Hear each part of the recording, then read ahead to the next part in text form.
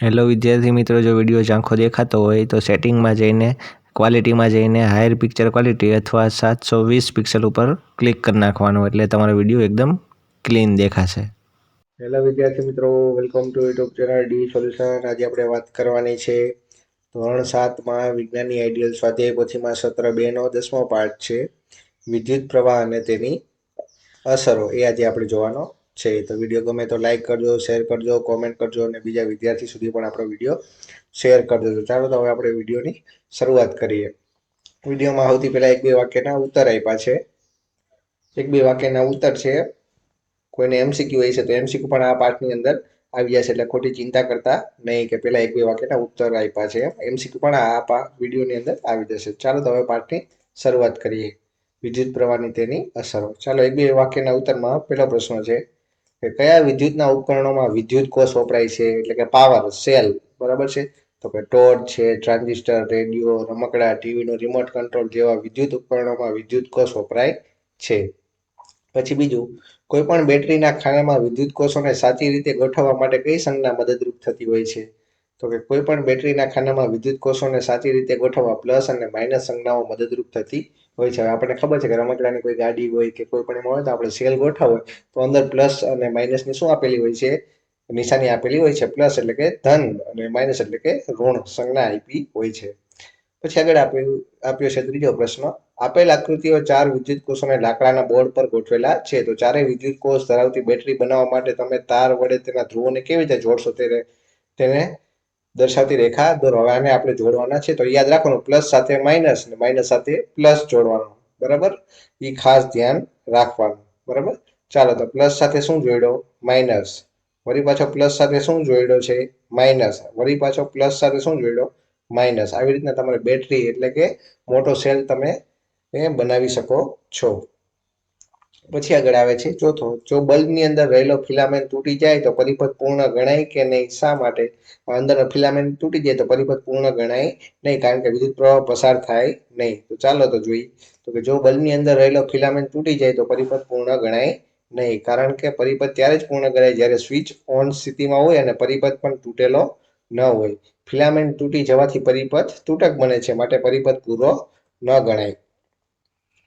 પછી આગળ આવે છે પાંચમું. વિદ્યુત પ્રવાહની ઉષ્મીય અસર એટલે શું? તો કે જ્યારે તારમાંથી વિદ્યુત પ્રવાહ પસાર થતો હોય ત્યારે તે ગરમ થાય છે, જેને વિદ્યુત પ્રવાહની ઉષ્મીય અસર કહે છે. પછી છઠ્ઠું. વિદ્યુત પ્રવાહની ઉષ્મીય અસરનો ઉપયોગ થતો હોય તેવા ઉપકરણો જણાવો. તો કે ઉષ્મીય અસર થતા જે ગરમ થતી હોય એવી ઇલેક્ટ્રિક વસ્તુ કઈ છે? તો કે ઇસ્ત્રી છે, room heater, electric water heater, hot plate, electric કેટલી, પછી હેર ડ્રાયર વગેરે બધા ઉષ્મીય અસર ઉપર કામ કરે છે. પછી સાતમું છે એલિમેન્ટ એટલે શું? તો કે ઇલેક્ટ્રિક હીટરના તારના ગૂંચળાને એલિમેન્ટ કહે છે. પછી આઠમું. અંદરના ભાગમાં એલિમેન્ટ ધરાવતા વિદ્યુત ઉપકરણોના નામ આપો.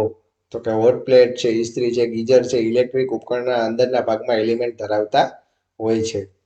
પછી નવમું. તારમાં ઉત્પન્ન થતો ઉષ્માનો જથ્થો શાના પર આધાર રાખે છે? તો કે તારમાં ઉત્પન્ન થતો ઉષ્માનો જથ્થો તેની બનાવટમાં વપરાયેલ દ્રવ્ય પર, તારની લંબાઈ અને જાડાઈના આડછેદના ક્ષેત્રફળ પર ઉપર આધાર રાખે છે. પછી 10મું. પ્રકાશ આપતા વિદ્યુત ગોળાના ફિલામેન્ટની ખાસિયત જણાવો. તો કે પ્રકાશ આપતા વિદ્યુત ગોળાના ફિલામેન્ટની ખાસિયત એ છે કે તે એટલા ઊંચા તાપમાન સુધી ગરમ થાય છે કે તે પ્રકાશનું ઉત્સર્જન કરવા લાગે છે. પછી 11મું. વિદ્યુત બલ્બમાં વિદ્યુત વહી એટલે શું? તો કે પ્રકાશ મેળવવા માટે વિદ્યુત બલ્બ વાપરવામાં આવે છે. આ બલ્બ પ્રકાશની સાથે ઉષ્મા પણ આપે છે. આ ઉષ્માનો કોઈ જ ઉપયોગ થતો ન હોવાથી તેને વિદ્યુતનો વ્યય થયો કહેવાય, એટલે કે વ્યય એટલે કે બગાડ.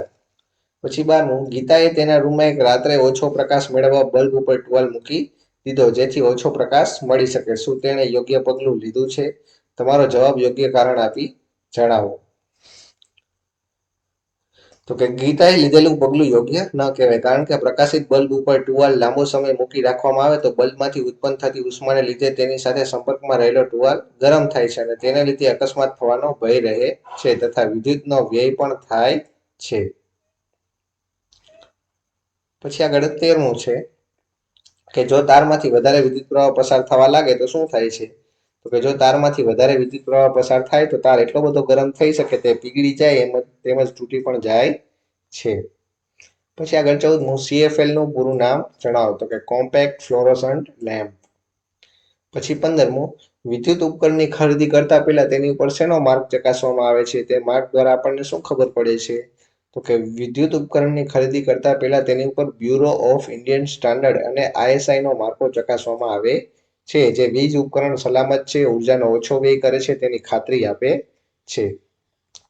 પછી આગળ આવે છે 16મું, વિદ્યુતના ફ્યુઝ બનાવવા માટે કેવો તાર વપરાય છે? તો કે ખૂબ વધુ પ્રમાણમાં વિદ્યુત પ્રવાહ પસાર કરતા જે તાર તરત જ પીગળી જાય અને તૂટી જાય તે પ્રકારના દ્રવ્યમાંથી વિદ્યુતના ફ્યુઝનો તાર બનાવાય છે. પછી આગળ આવે છે 17મું, ગીઝર અને ટેલિવિઝન સેટમાં એક જ ફ્યુઝનો ઉપયોગ કરી શકાય? સમજાવો. તો કે ના, ઇલેક્ટ્રિક ગીઝરને વધુ વિદ્યુત પ્રવાહ જોઈએ, જ્યારે ટેલિવિઝન એટલે કે ટીવીને વિદ્યુત પ્રવાહનું મૂલ્ય કેવું હોય? ઓછું હોય છે. જો ટેલિવિઝન માટેનો ફ્યુઝ ગીઝર જોડે લગાવે તો તે તરત જ ઉડી જાય છે. જો ગીઝરનો ફ્યુઝ ટેલિવિઝન જોડે લગાવે તો વધુ માત્રામાં વિદ્યુત પ્રવાહ પસાર થવા છતાં ફ્યુઝ ન ઉડે અને જે ટીવીને નુકસાન કરી શકે છે.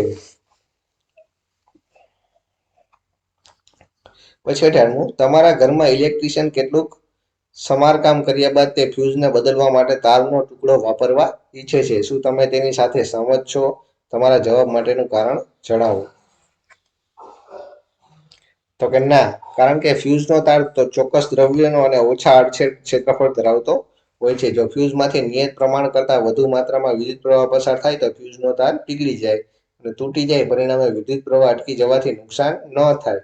પરંતુ જો આ ફ્યુઝ માટે બીજો કોઈ તાર વાપરીએ અને તે તાર વધુ વિદ્યુત પ્રવાહ પસાર થવા છતાં ન તૂટે તો વીજ ઉપકરણોને નુકસાન થઈ શકે છે. માટે ફ્યુઝની જગ્યાએ અન્ય કોઈ તાર ન વાપરવો જોઈએ. પછી 19મું, વિદ્યુત પ્રવાહની બે જુદી જુદી અસરના નામ આપો. તો કે વિદ્યુત પ્રવાહની બે અસર છે. એક તો પેલું વિદ્યુત પ્રવાહની ઉષ્મીય અસર અને બીજું આવે છે વિદ્યુત પ્રવાહની ચુંબકીય અસર. પછી 20મું, વિદ્યુત પ્રવાહની ચુંબકીય અસર પર કામ કરતા સાધનોના નામ જણાવો. તો કે વિદ્યુત પ્રવાહની ચુંબકીય અસર પર કાર્ય કરતા સાધનો વિદ્યુત ઘંટડી, ટેલિગ્રાફ, ટેલિફોન, માઇક્રોફોન, ભારે વજન ઉચકતી ક્રેન વગેરે છે. પછી 21મું, વિદ્યુત ચુંબક એટલે શું? તો કે વિદ્યુત તારના ગૂંચળા એટલે કે કોઇલમાંથી વિદ્યુત પ્રવાહ પસાર કરતા તે ચુંબક તરીકે વર્તે છે. આવા ગૂંચળાને વિદ્યુત ચુંબક કહેવાય છે. પછી આગળ આવે છે 6થો પ્રશ્ન, માગ્ય મુજબ ઉત્તર આપો. એમાં પહેલું છે કે વિદ્યુત પરિપથના વિદ્યુત ઘટકોને રજૂ કરતી સંજ્ઞાઓ દોરો. એમાં પેલું છે જોડાણ તાર. તો જોડાણ તાર માટે આવી સંજ્ઞા વપરાય. પછી ઓફ સ્થિતિમાં કળ એટલે કે સ્વિચ કેવી હોય? બંધ હોય. ત્યારે જોડાણ કેવું હોય? ખુલ્લું હોય. તો આવી રીતના દોરવાનું. પછી વિદ્યુત બલ્બ એટલે કે બલ્બની આકૃતિ દોરવાની. તો આ રીતની દોરવાની.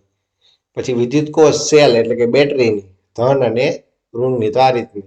પછી ઓન સ્થિતિમાં કળ એટલે કે સ્વિચ ચાલુ હોય તો આ શું થાય? પરિપથ પૂરો હોય, બંધ હોય. તો આવી રીતે દોરવાની. પછી બેટરી એટલે કે સેલ 2 થી 3 હોય તો એવી રીતના આ દોરવાની. બરાબર.